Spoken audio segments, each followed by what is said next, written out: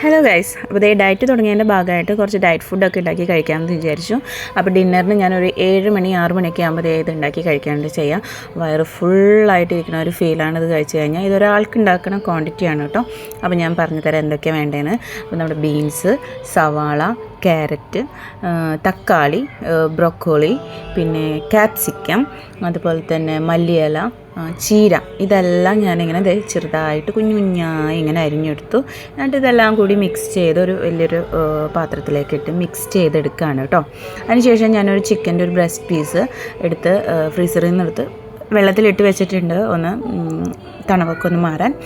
എന്നിട്ട് നമുക്ക് ഇതൊക്കെ ഒന്ന് മിക്സ് ചെയ്തതിന് ശേഷം ഒരു പാൻ എടുത്തിട്ട് പാനിൽ 1 ക്യൂബ് ബട്ടർ, നമ്മളെല്ലാം ബട്ടറിലാണ് കേട്ടോ യൂസ് ചെയ്യണത്. എന്നിട്ട് ഈ ബട്ടർ നമ്മൾ മെൽറ്റായതിന് ശേഷം ഉരുക്കി വന്നതിന് ശേഷം നമ്മൾ ചിക്കൻ ചെറിയ ചെറിയ പീസുകളായിട്ട് അരിഞ്ഞിട്ട് ഉപ്പ്, കുരുമുളക് പൊടി, മഞ്ഞൾപ്പൊടി ഇത് മാത്രം ഇട്ടിട്ട് മിക്സ് ചെയ്ത് വെച്ചിട്ട് ഇത് ഇങ്ങനെ ചെറുതായിട്ടൊന്ന് ഫ്രൈ ചെയ്തെടുക്കുക. ഓക്കെ, ഇത് വല്ലാതെ ഡീപ്പായിട്ട് ഇങ്ങനെ ഫ്രൈ ആയി പോകരുത്, ചെറിയൊരു വെവാൻ പാടുള്ളൂ, വെന്ത് കിട്ടിയാൽ മതി നമുക്ക്. അത് കഴിഞ്ഞിട്ട് ഈ ചിക്കൻ വറുത്തതെല്ലാം എടുത്ത് നമ്മളൊരു പാത്രത്തിലേക്ക് വീണ്ടും ഇടാം. എന്നിട്ട് നമുക്ക് ഈ വെജിറ്റബിൾസ് കട്ട് ചെയ്ത് വെച്ചതെല്ലാം കൂടിയിട്ട് ഒന്ന് ഇതിട്ട് മിക്സ് ചെയ്യണം. അപ്പോൾ ഞാനിതിൽ നിന്നൊരു 4 പിടി മാത്രം ഇതിലേക്ക് എടുത്തിടുന്നുണ്ട്. അപ്പോൾ നമുക്ക് ഇതൊരു 4 പിടി ഇതിലേക്ക് ഇട്ട് നമുക്ക് കോഴിമുട്ടയും കൂടിയിട്ട് മിക്സ് ചെയ്തെടുക്കണം. അപ്പോൾ അതെ, അതിന് മുന്നേ നമുക്ക് കുറച്ച് പേരെ ഞാൻ പരിചയപ്പെടുത്തി തരാം. ഇതെൻ്റെ ഗപ്പി പ്രസവിച്ച കുഞ്ഞുങ്ങളാണ് കേട്ടോ. ഇവർ ഞാൻ കിച്ചണിലാണ് വെച്ചിരിക്കുന്നത്. ഇനി ചെറിയൊരു അക്വേറിയം ടാങ്ക് വാങ്ങിച്ചിട്ട് അവരെ അതിലേക്ക് മാറ്റണം. ഈ ചെറിയൊരു കുപ്പിയിലല്ലല്ലോ വളർത്തേണ്ടത് എന്തായാലും. അങ്ങനെ നമുക്കിനി ഈ വെജിറ്റബിൾസിലേക്ക് ഒരു 6 എഗ്ഗ് ചേർത്ത് കൊടുക്കാം കേട്ടോ. അപ്പോൾ നമുക്ക് അത്യാവശ്യം നല്ല എരിവ് വേണമല്ലോ. മുട്ട മാത്രമല്ല, പിന്നെ ചിക്കൻ ഉണ്ടെങ്കിൽ പോലും ചിക്കൻ കുറവാണ് ഇതിൽ ഞാൻ ചേർത്തിക്കുന്നത്. അപ്പോൾ നമുക്ക് കുറച്ച് അത്യാവശ്യം എരിവ് ഒക്കെ വേണം, വെജിറ്റബിൾസ് കൂടുതലുള്ളതുകൊണ്ട്.